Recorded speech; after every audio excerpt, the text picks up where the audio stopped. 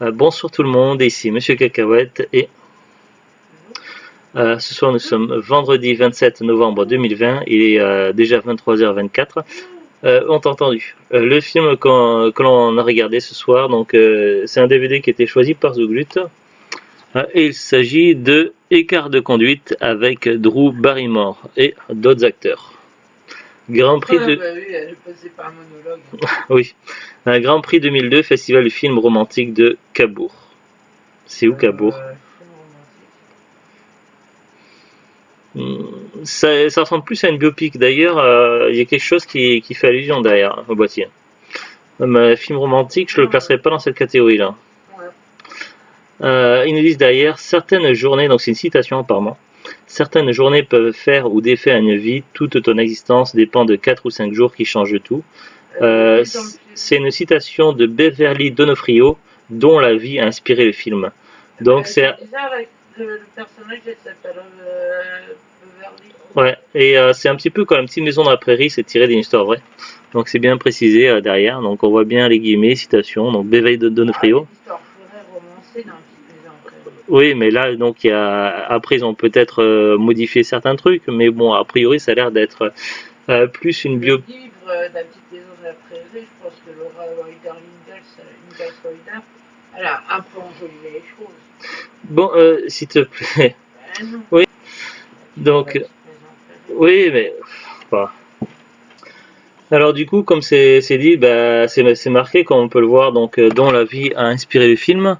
On est bien sur une biopic et non pas sur une comédie romantique comme on pourrait le penser, parce que festival film romantique. Surtout qu'au niveau de la romance, je sais pas toi mais j'ai pas l'impression d'avoir vu beaucoup de la romance.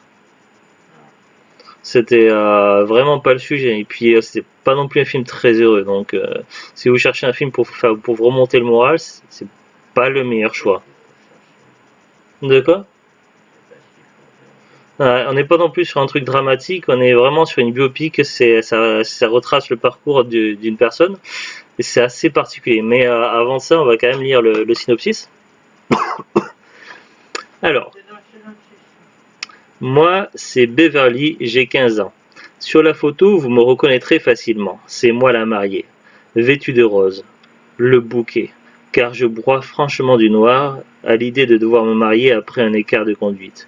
Mais croyez-moi, entre épanouissement personnel et maternité, je n'ai pas dit mon dernier mot. Ils disent en rose, mais non, parce qu'il y en a une en rose, mais c'est pas du tout elle. Hein. C'est celle qui est au milieu, qui tient le bouquet, qui fait la tronche à côté de son mari, de son futur, de son fiancé, quoi, sur la photo là, on voit. Donc, je sais pas pourquoi ils ont marqué ça au dos du boîtier. Donc ils disent aussi, alors il y a des bonus mais on les a pas regardés. Commentaire audio de Drew Barrymore, les voitures, making of HBO, bande de promo de Drew, la maison de Bev et Ray recrée la réalité, Beverly et Jason fils et amants. Hein? C'est bizarre ça. Oui, il y a écrit Beverly et Jason fils et amants. Film annonce et filmographie. Mais il y a un bonus qui s'appelle La maison de Bev et Ray recrée la réalité. Donc ça prouve bien qu'on est sur une biopic hein, et non pas sur une comédie romantique. Hein. Donc puisqu'il s'agit de recréer une ambiance, de monter un moment bien précis. Durée 2h06, mais je l'ai trouvé que le film faisait bien plus long que ça quand même. Sortie cinéma. Ouais, 120 minutes quoi. Mais moi je l'ai trouvé quand même long. Sortie cinéma 2002. Donc voilà. Alors comment expliquer un petit peu le film? Alors bon c'est vrai que quand déjà on voit un film avec écrit Drew Barrymore, on s'entend une comédie romantique. Sauf qu'elle n'a pas fait que des comédies romantiques. La preuve, ce film-là, Écart de conduite. On peut penser. De quoi? Ça existe un film qui s'appelle Charlie Notre-Dame?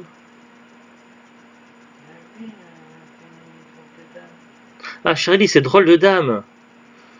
Oui, Charlie Angels, mais c'est un film d'action, il y a de l'humour, mais Oui, oui, on pourrait penser, mais non, c'est vrai, je me souvenais plus du tout de. Mais c'est vrai qu'il y a eu deux films. Il y a eu deux films Charlie et ses drôles d'âme, mais c'est plutôt sous le titre Charlie Angels. Et j'ai pas été plus fan que ça. Bah, c'est pas mémorable. En même temps, ils ont fait un reboot qui a pas l'air non plus incroyable. Ça me. Alors la jaquette est trompeur parce qu'on voit elle est souriante tout ça, mais franchement ça a tout cassé qu'on la voit deux ou trois fois sourire dans tout le film sur 2 heures quoi. Et encore, je suis même pas sûr qu'on la voit au moins 3 fois sourire dans le film. Fran- Franchement j'ai des doutes. D'ailleurs, avec le physique là, elle n'y est pas dans le film. L'image de la jaquette, Ouais. ça me dit rien du tout dans le film. Je vois pas à quel moment c'est. Physique dans le film, alors. Ouais. Alors, comment on peut résumer un petit peu le film? Alors déjà, le début, ça se passe dans le présent, mais en fait, il va y avoir des moments où ça va... Oui, pas le présent, maintenant en 2020, ça se passe dans le présent au moment du film, mais le présent du film, mais après, il y aura des retours dans le passé qui vont... En fait, le film va se passer plus souvent dans le passé que dans le présent. Oui, mais on ne comprend pas au début pourquoi. Oui, c'est mal mis en scène. C'est mal mis en scène et du coup on sait pas pourquoi d'un coup on est dans le passé tout ça, donc c'est vrai que c'est assez flou. Le début c'est assez flou, on comprend pas trop ce qui se passe, on comprend pas pourquoi on n'est plus dans le présent et tout ça, donc avec qui elle est, ouais le début est très bordélique quand même. Au niveau de la mise en scène, début très bordélique. On sait pas trop ce qui se passe, comment ça se fait, tout ça.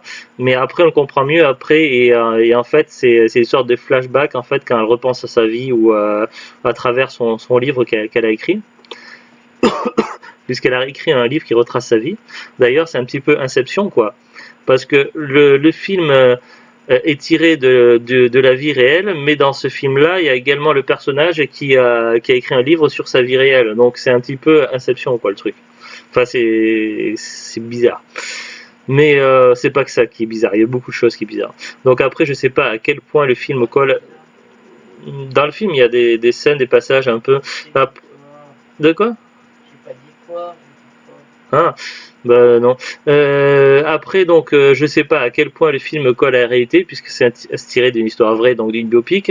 Est-ce que c'est très pour très exactement ce qui s'est passé, ou est-ce qu'il y a des choses qui ont été enjolivées ou empirées pour rendre un côté un peu plus dans le drama, peut-être pour apitoyer un peu plus les gens. Donc, je ne sais pas à quel niveau c'est. Donc, on a vu quand même le film en VF.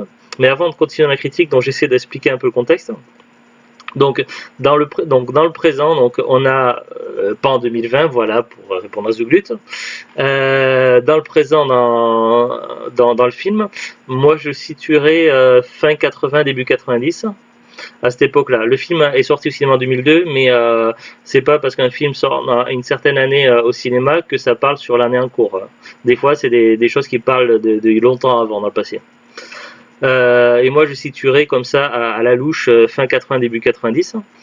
D'ailleurs, il y a des musiques, donc on peut s'inspirer à la fois des décors, des costumes et de il y a plusieurs choses qui sont mises dans le film pour nous aider à essayer de retrouver un petit peu un semblant de contexte au niveau de l'époque, et notamment des musiques qu'on entend soit dans des on n'appelle pas ça des manches-disques, mais comment on appelle ça déjà, je sais plus. Non, mais le tourne-disque, mais il y avait un nom aussi bien particulier, mais je sais plus. Hein. Ouais, mais il y a un autre nom qui existe aussi, je sais plus, il y a un trou de moi. Pourquoi il y a les tourne-disques, les autoradios, tout ça, donc ça peut nous aider à situer les époques. On a par exemple un moment où on entend du Cyndi Lauper. Donc Cyndi Lauper, on sait que c'est plus qu'à fin 80, début 90. On a un moment où on entend The End of the World. Alors si vous êtes joueur de Fallout 4, ce nom de chanson vous dira quelque chose. C'est une chanson qui est géniale et qui est chantée par Rita Skeeters. Non, pas Rita Skeeter, Skeeter Davis. Alors, excusez-moi. J'avais fait une recherche tout à l'heure, donc j'ai tapé The End of the World, Skeeter Davis. Voilà. Skeeter Davis, c'est une chanson de 1962. Et on l'entend plutôt dans le début du film, donc lorsqu'ils ont commencé à remonter dans le temps. Donc voilà, donc ça permet de situer un petit peu l'époque. Donc c'est une chanson de 1962. On entend ça, on entend dans les débuts, donc avant qu'ils reviennent dans le passé, donc quand c'est dans le présent, on entend une chanson de Cyndi Lauper, donc fin 80, début 90. Enfin si je dis pas de conneries. puis après, lorsqu'ils sont dans le passé, quand on la voit toute jeune, donc là c'est 1962, quoi, les débuts des années 60, puisque The End of the World. Et puis après, il y a d'autres chansons qu'on attend. Il y en a une de, tu m'avais dit de qui, comment ça s'appelle, de Sonny and Cher. Sonny and Cher, c'était quoi la chanson déjà? I Got You Babe. D'ailleurs, cette chanson est ultra connue. Il me semble que c'est la chanson qui tourne en boucle dans le film Un jour sans fin, là, lorsqu'il finit par s'énerver à taper sur son autoradio. Il me semble que c'est ça. D'ailleurs, Un jour sans fin, un film que je recommande, qui est vraiment génial, un film culte. Mais ça, on en reparlera une autre fois dans un autre épisode de Parlons DVD. Bref, bon, donc vous êtes là, ça fait je sais pas combien de minutes vous m'écoutez et vous savez toujours pas de quoi parle le film. Alors, bref, on va essayer de revenir sur le sujet. Donc, on est fin 80, début 90. On a donc l'actrice principale Drew Barrymore qui joue Beverly, qui est dans une voiture avec un homme, on sait pas qui il est. Non, au début, elle l'attend. Oui, mais Et il y a une voix off, la voix off du mec qui dit qu'elle l'attend pour faire quelque chose, mais elle sait pas que oui, ce jour il va la quitter. Oui, mais quelques instants après, on voit qu'ils sont ensemble dans la voiture, et c'est seulement après ça revient dans le passé. Donc c'est toujours le début. La voix off, il dit que... Ouais. Oui, là, t'es aux toutes premières secondes du film à ce moment-là, oui. Elle le sait pas, mais c'est ce jour-là qu'il a décidé de la quitter. Oui, dans les tout premiers instants du film, donc il y a un homme qui avait une voix off qui nous dit qu'il va la quitter, tout ça. Et donc moi sur le coup j'imaginais que c'était certainement son mari ou son compagnon et je sais pas. Oui, non, mais je dis ce que je pensais sur le moment. Après, il monte dans la voiture, tout ça, donc il y a des questions d'un livre, et puis tout de suite après, on est à nouveau on est dans le passé, pour la première fois dans le passé, sauf que sur le coup, on sait pas qu'on est dans le passé, parce que il y a rien qui nous le dit, il n'y a pas de transition, il y a rien, c'est mis en scène de façon très très bizarre, on le devine seulement après, mais un petit moment après quand même. Et donc une fois qu'ils sont dans le passé, donc on la voit donc très jeune, elle est avec son père. Alors là c'est assez bizarre, c'est assez chelou parce que on a une des premières scènes où le père l'attend dehors dans la voiture pour qu'elle le rejoigne pour je sais pas trop quoi. Il a acheté le sapin de Noël. Ah, c'était pour acheter le sapin de Noël, d'accord, mais j'avais même pas compris ça. Et du coup, sa sœur et puis les autres, ils restent dans la maison, tout ça. Alors, j'ai pensé que c'était un genre de rituel de Noël, un truc comme ça. Donc, je sais pas, parce qu'il lui pose des questions sur ce qu'elle voudrait comme cadeau de Noël, tout ça, et puis il y a un malaise. Je n'explique pas pourquoi, pour pas trop spoiler, mais il y a un malaise. Et puis après ce jour-là, pendant très très longtemps, en fait, elle aura comment ça s'appelle, de mauvais par rapport à son père. Mince, comment on dit, aide-moi Zuglut. Quand il y a un problème de communication, là, je sais plus comment on dit, de mauvais rapports, voilà.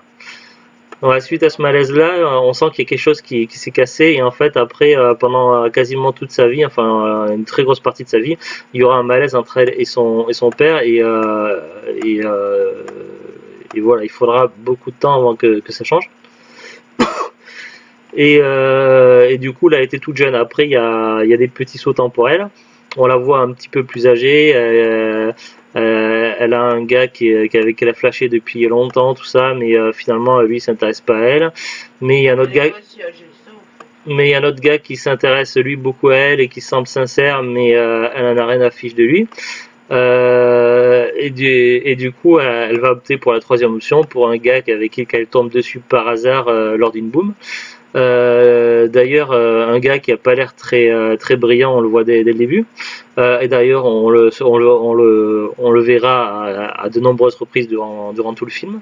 Mais les premières impressions qu'il montre, c'est que voilà, il découvre qu'il, non, il est pas méchant, mais j'ai dit qu'il est pas très futé.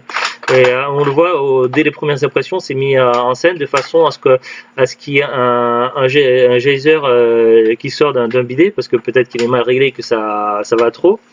Et en fait, on voit qu'en fait, il croit que c'est une fontaine et il se met à boire l'eau du bidet, quoi.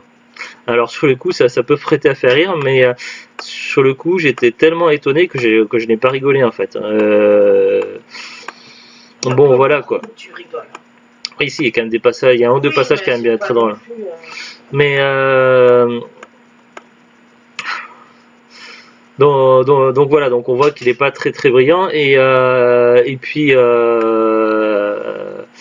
elle va passer un peu de temps avec lui et elle va apprendre qu'elle est enceinte. Hein. Et du coup, ça change un petit peu ses plans qu'elle avait prévus en tête pour son Parce avenir. qu'elle, elle est réputée pour être la, L'intelligence de la, la classe. Hein. ouais, la télo de service du groupe Ouais. de filles. Elle avait d'autres projets pour son avenir. Son père aussi avait des projets pour elle pour son avenir. Et finalement, cet événement vient tout basculer et du coup viendra, comme on le comprend là au dos de boîtier, un fameux mariage où évidemment qui n'est pas des plus heureux, qui n'est pas des plus heureux. Et du coup, va se mettre en ménage avec ce gars qu'elle connaissait pas beaucoup. Évidemment, les choses vont pas très bien se passer. La vie en couple et à la fois le problème d'éduquer son enfant, tout ça, ça va être très compliqué. Ça va pas très très bien se passer. Parce qu'elle essaye de suivre ses études en même temps. Ouais, les rapports et puis lui aussi, il a également des petits soucis, son compagnon, liés à son travail et à d'autres trucs. Hein. C'est pas son compagnon, c'est son mari. Oui, son mari, oui. Et puis le fait est qu'elle n'avait pas voulu à la base de son enfant et elle va bien le faire comprendre à de nombreuses reprises dans le film.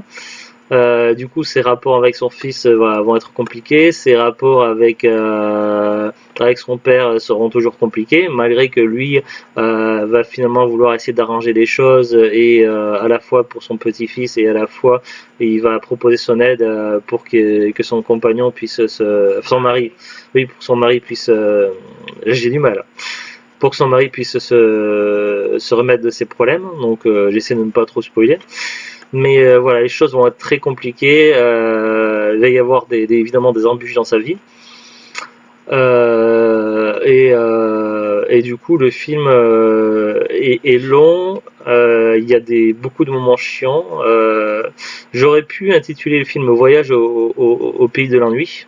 Sauf que je suis sûr qu'il y a des films bien plus ennuyeux que celui-ci. Ça existe. Après, il y a quand même le problème, c'est que le film on peut pas le qualifier vraiment de film ennuyeux, mais on peut pas non plus le qualifier de film intéressant en fait. Alors, je m'explique tout simplement parce que il y a des moments où finalement le film devient intéressant. Malheureusement, ça ne dure pas très très longtemps en fait ces moments-là. Et il y a des moments où ça semble cohérent et il y a des moments où les acteurs se mettent à être plus inspirés que d'autres. Alors je sais pas, est-ce que c'est des problèmes de mise en scène peut-être Est-ce qu'il y a certainement des soucis dans ce film-là, dans la réalisation de ce film-là, je pense. Mais voilà, donc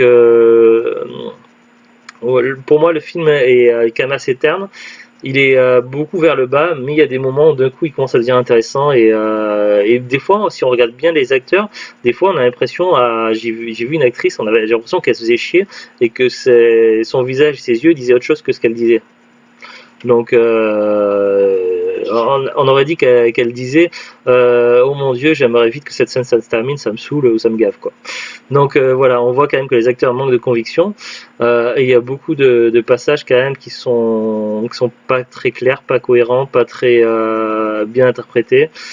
Assez ennuyeux. Bon, en même temps, on est sur une biopic, donc sur une biopic, on peut pas non plus faire des miracles, on peut pas trop broder autour. Il faut que ça soit quand même bien dans le truc. Mais ça n'empêche pas que faire une biopic, faire un film tiré d'une histoire vraie, ne veut pas forcément dire faire un film chiant. Il y a plein de biopics qui sont géniales, qui sont bien rythmés et qui passent très très bien, où on s'ennuie pas du tout.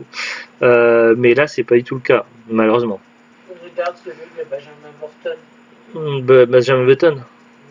Ouais, je crois que je l'ai vu il y a longtemps ce film. C'est une biopic, non Je sais pas, ou c'est peut-être inspiré de quelque chose qui aurait pu être vrai, mais j'ai un doute sur celui-là. Je sais pas.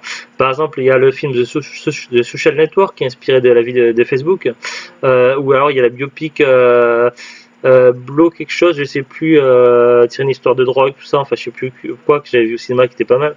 Mais Intouchable, c'est une biopic. C'est tiré d'une histoire vraie. Ah bon? Ouais, c'est possible, ouais. Bref, il y a quand même des passages très drôles, notamment une passage où elle a entendu parler que comme quoi une chute dans l'escalier pourrait la faire avorter. Sauf que comme sa sœur ne veut pas la pousser, donc elle va essayer de tomber elle-même dans l'escalier. Alors il y a ses parents donc qui sont devant la télé en train de regarder quelque chose de très drôle. Donc je sais pas ce que c'est, mais ils sont vraiment hilars. Et derrière la scène là, on la voit qui tombe sur les fesses, qui descend l'escalier sur les fesses, mais d'une façon tellement saugrenue. Et avec le contexte de l'autre côté, où on voit les parents être morts de rire devant la télé, ça souligne l'ironie de la chose en fait. Et du coup, ça rend la scène encore plus mémorable et encore plus à la fois dramatique, mais à la fois hilarante quoi. Et on voit quand même qu'il y a des moments en fait, et c'est pas la seule scène qui est comme ça. Donc bon évidemment les scènes drôles sont très très rares dans le film, mais il y en a deux ou trois très sympas. Mais bon voilà, ça montre quand même qu'ils sont capables de faire des bonnes choses quoi. Ça montre que le réalisateur et que les acteurs tout ça, enfin tout ce qu'il y a autour, ça montre qu'il y a eu des moments où ils ont eu des éclairs de génie. Il y a des moments où ils sont capables de faire des choses formidables, mais malheureusement cette énergie et tout ce talent dont ils sont capables, ce n'est pas constant en fait. Ce n'est pas constant et c'est ça le gros défaut du film en fait. C'est que on voit qu'ils sont capables de faire des choses extraordinaires et malheureusement tout ce qui monte retombe. Enfin, la plupart du temps ça retombe quoi. Et les passages intéressants sont malheureusement trop rares dans ce film là. Et du coup je suis parti sur une critique du film sans avoir terminé de résumer le film.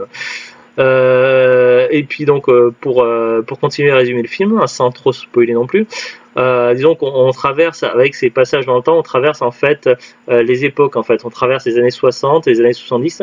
Alors les années 70, on ne peut pas les rater parce qu'on est à fond dans les clichés.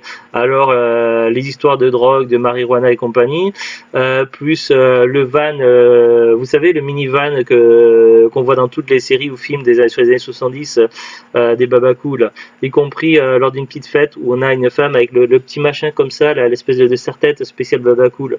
Donc tous les clichés des années 70 sont là, y compris les tenues flashy des vêtements, y compris les tapisseries murales, tout ça. Ils ont vraiment mis tous les clichés un par un pour vraiment qu'on sache bien qu'on n'est plus dans les années 60 ou les années 70. Donc là, ils ont mis la dose. Donc là, on savait qu'on était vraiment dans les années 70, y compris la musique, tout ça. D'ailleurs, je trouve quand même que pour les choix musicaux, ils avaient quand même bon goût. Durant toutes les époques retracées dans le film, bon, il n'y a pas énormément de musique, mais c'est plutôt de bon goût. Donc ça, c'est quand même une note positive. Et puis pour voilà, donc elle a eu son enfant jeune, donc ça explique aussi. Ça, on voit quand même qu'à un moment donné, on est étonné sur une scène, donc je vais pas raconter plus, mais bon voilà, il y a des choses quand même qui étonnent, mais bon après on comprend d'autres choses et certains passages du film deviennent un peu plus clairs. Mais c'est vrai qu'au début c'est quand même pas très bien mis en scène. Au début, on sait vraiment pas dans quoi on arrive. C'est ça qui est dommage également. Et bref, et finalement, le film se termine finalement lorsqu'elle a résolu ses problèmes, lorsqu'elle a finalement réussi à reprendre contact avec son père, disons, on voit quand même qu'elle est comme petit peu comme si toute sa vie, tout le film était dans une grande parenthèse, dans une grande bulle, et qu'en fait le début du film avec son père et la fin en fait, c'est un petit peu comme si c'était une grande parenthèse et que finalement elle avait résolu tout ça et elle a réussi à faire enfin que les choses finalement s'arrangent à la fois avec son père, mais également avec son fils, avec qui elle avait des soucis de communication aussi. Donc voilà, donc elle a des côtés quand même où elle a... Bon, c'est vraiment pas évident, c'est très compliqué à expliquer ce film-là. Donc, mais bon, ne vous attendez pas à avoir une comédie romantique, vous serez déçus, et ne vous attendez pas à avoir non plus une comédie drôle. Voilà, c'est pas parce qu'elle a le sourire sur cette affiche-là qu'elle va l'avoir dans le film. Non, non. Donc, ça serait une fausse idée. Voilà, je ne sais pas comment on peut qualifier ce film-là. Bon après c'est un film dont on n'en avait jamais trop entendu parler, on avait été tombé dessus par hasard à Cash et bon il y avait quand même Drew Barrymore donc je sais plus pourquoi tu l'avais pris ce DVD, certainement pour l'actrice non? Zouglut? Allô? Allô? Ouais. Ouais, je te demandais pourquoi t'avais pris le film, je pense peut-être pour Drew Barrymore, non? J'en sais rien. La cache. Ou c'était la jaquette qui t'a C'est inspiré? peut-être un truc à 15 centimes. Ouais, dans le cache de notre ville, des fois il y a des DVD à 15 centimes, il y a des bacs à DVD à 15 centimes. Tiens, pourquoi pas tester. Mais voilà, finalement, je suis d'un avis assez mitigé. Du coup, c'est pas un film que je vous recommanderais, mais c'est pas non plus un film que je ne vous recommanderais pas. Même si vous êtes fan de Drew Barrymore, je vous recommanderais pas parce que c'est loin d'être son meilleur film. Est-ce qu'il y a un intérêt à voir ce film là, je ne sais pas. Peut-être uniquement pour la scène où elle s'amuse à descendre de l'escalier. Mais bon, voilà, 2 heures de film pour tomber sur une seule scène intéressante. Ouais, je ne sais pas. Je ne sais pas quoi vous dire sur ce film-là, ni le. Voilà, je pense que il existe tellement de films dans le monde, tellement de DVD que voilà, je vous conseille de voir un autre DVD, un autre film que celui-ci. Je pense que vous avez largement le choix avant de ne plus savoir quoi regarder et de vous pencher sur ce film-là. Je pense que voilà, le choix ne manque pas. Même à 15 centimes, je suis pas sûr de vous recommander ce film-là ou de le conseiller. Je suis mitigé. Je ne sais pas ce que tu en penses, Zouglut. Est-ce que c'est un film que tu comptes regarder et revoir plus tard ou est-ce que c'est un film que tu t'en fiches? Zouglut? Je te demandais ton avis. Je te demandais, je sais pas ce que tu en penses, si c'est un film que tu comptes revoir plus tard est-ce ou est-ce que c'est un film que tu t'en fiches? Moi, je sais pas. Je sais pas du tout. Je pense pas que j'aurai le courage de le revoir une seconde fois. Franchement, maintenant que j'ai vu le film, que je sais ce que c'est. Je préfère à tout jamais. Voilà, si vous voulez voir un film avec Drew Barrymore, Zulit vous conseille tout jamais. Je l'ai pas vu moi ce film. Voilà. Non. Donc voilà, elle vous conseille tout jamais avec Drew Barrymore. Donc moi je sais pas, je l'ai pas vu ce film. Comédie romantique, c'est Cendrillon. C'est une comédie romantique basée sur l'histoire de Cendrillon. Voilà, à tout jamais. Donc si vous voulez voir un Drew Barrymore. D'accord. Donc voilà. Mais en tout cas, celui-ci, franchement, je n'arrive pas à m'imaginer le revoir une seconde fois le film. Franchement, non. Donc après, vous devez voir. E.T. avec Drew Barrymore. Oh, E.T. Ouais, E.T. avec Drew Barrymore, c'est un classique, ouais. Collège Attitude aussi, ouais. Bon, on pourrait en citer plein de films intéressants avec Drew Barrymore, mais celui-ci, non. Non, non, non, non. Alors, elle a gagné un prix, apparemment, de 2002 du Festival de films romantiques de Cabourg. Alors, je sais pas où est Cabourg, je ne sais pas, est-ce qu'il y avait d'autres films? Il y avait peut-être pas de concurrence, ce film-là. Parce que dans la catégorie film romantique, je vois pas où est le côté romantique. Il y en a pas du tout dans le film. Donc voilà pourquoi il a gagné le Grand Prix de Cabourg, je ne sais pas. Je ne comprends pas. Il n'y a pas de logique. Pour moi, ça n'a pas de sens. Voilà. On va regarder la fiche Wikipédia. Alors, écart de conduite. Ou au volant avec les gars au Québec. Au volant avec les gars. Au volant. Le titre est original, en tout cas, il est bien ça. Bon, après, c'est vrai qu'au Québec, ils traduisent les films littéralement, alors que nous, en France, on les modifie peut-être pour que ça donne plus envie. Ou peut-être parce que ça fait plus romantique, Écart de conduite, je ne sais pas. Parce que le titre d'origine en anglais, c'est Riding in Car with Boy. Donc, effectivement, au Québec, ils ont traduit littéralement, au volant et les gars. Mais sur le coup, ça fait un peu rire. C'est un film américain de Penny Marshall. Alors, qu'est-ce qu'il a fait d'autre comme film, Penny Marshall? Sorti en 2001. Parce que, étant donné ce film-là je sais vraiment pas comment en penser, parce qu'il a fait d'autres films mémorables. Il a fait 79, non, en 79, il a fait le film 1941 de Steven Spielberg, ah bon. Hocus Pocus, Alice dans tous ses états, Blonde Ambition, Les Jours Heureux. Non, c'est une série, Les Jours Heureux, de 75 à 79. Après, il y a plein de films que je connais pas, dont j'ai pas entendu parler.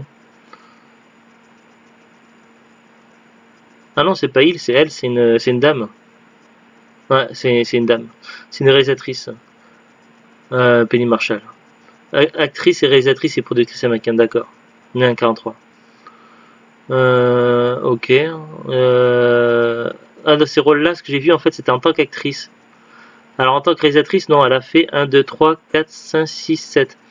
Elle a fait Jumping Jack Flash, Big, L'éveil, Une équipe hors du commun, Opération Shakespeare, La fin du pasteur et Écart de conduite. Écart de conduite, c'était son dernier film en tant que réalisatrice. Alors c'est curieux parce qu'autant Écart de conduite, je sais pas, je suis pas convaincu par ce film-là.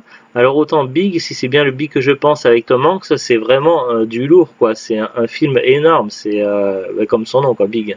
C'est un film incroyable, c'est un classique quoi, un film incontournable. Alors autant elle a fait un film, c'est une tuerie quoi, Big, sorti en 88, autant Écart de conduite, alors je sais pas. Je sais pas, ou alors est-ce que c'est moi qui n'étais pas très récepteur à ce film-là, je ne sais pas. Bref, alors, qu'est-ce qu'on peut dire sur ce film au niveau du casting? Donc il y a Drew Barrymore qui joue Beverly D'Onofrio, Steve Zahn qui joue Ray Azek, Adam Garcia qui joue Jason, Brittany Murphy qui joue Faye Forrester, Maggie Gyllenhaal qui joue Amelia Forrester. Ah, ça me dit quelque chose, Maggie Gyllenhaal. James Wood qui joue Monsieur Léonard D'Onofrio, le père de Beverly. Après, bon, il y a d'autres acteurs, donc je vais pas non plus tout lire. Donc il y a Lauren Bracco, Rosie Perez, Sarah Gilbert, Peter Facinelli, Mika Bohem, Céline Marguette, Vincent Pastore, Marianne Urbano, Desmond Harrington, David Moscou, Logan Lerman et John Bitford Lloyd. Autour du film, les vrais Beverly et Jason D'Onofrio font une apparition dans le film comme invité, comme guest. Ils étaient au mariage de Beverly, donc dans le début du film. On peut les voir juste assis, juste derrière Drew. Il faut 2 jours pour tourner la scène du mariage durant laquelle Brittany Murphy dut constamment pleurer. C'est finalement la première prise qui fut retenue au montage. Adam Garcia joue le rôle du fils de Drew Barrymore alors qu'il est en réalité âgé de 2 ans de plus qu'elle. Ouais, c'est ce que tu me disais tout à l'heure, Zugut. Alors Brittany Murphy, dans quoi elle a joué? Ça me dit quelque chose. En cinéma. Écart de conduite, 8 Miles. Non, après c'est tout. Non, après il y a des films au cinéma et à la télé, mais ça me dit rien du tout. Ah, La Vie à 5, elle a joué? Elle a joué dans La Vie à 5, elle a joué le rôle de Abby. Elle a joué dans d'autres séries aussi, comme Sequest. Et Parker Lewis ne meurt jamais. Voilà, alors le DVD, c'est un DVD qu'on avait acheté à cash, alors soit dans les 90 centimes, soit 15 centimes, je sais plus.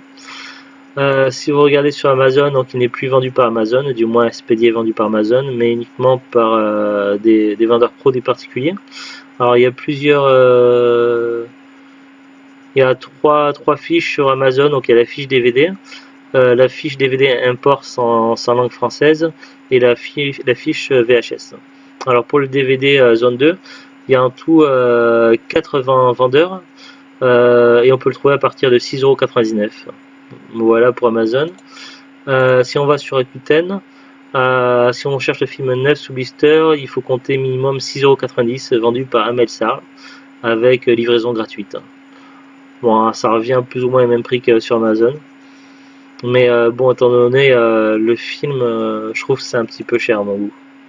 Puis c'est pas un film que je conseillerais, donc après à vous de voir, mais ouais, voilà, je ne sais pas. C'est pas un film qui m'a. En tout cas, moi j'ai pas plus aimé que ça. Et je me suis un peu ennuyé par moment, j'ai trouvé quand même le film quand même assez long. Après vous de voir. Sur ce, donc on vous dit à très bientôt, une bonne soirée, un bon week-end. Au revoir.